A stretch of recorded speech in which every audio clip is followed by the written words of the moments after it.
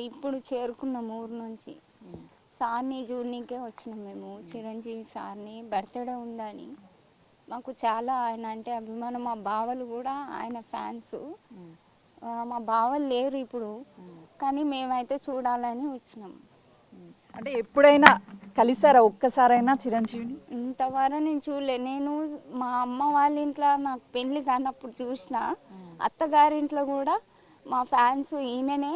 మా బావలు చాలా ఇష్టపడతారు.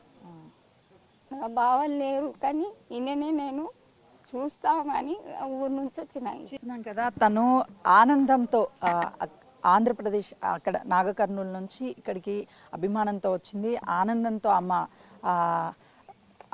తన అభిమానాన్ని చాటుతుంది, ఏడుస్తుంది. అది ఆనందంతో వస్తున్నటువంటి ఆనంద బాష్పాలు, బాధతో వస్తున్నటువంటివి కాదు.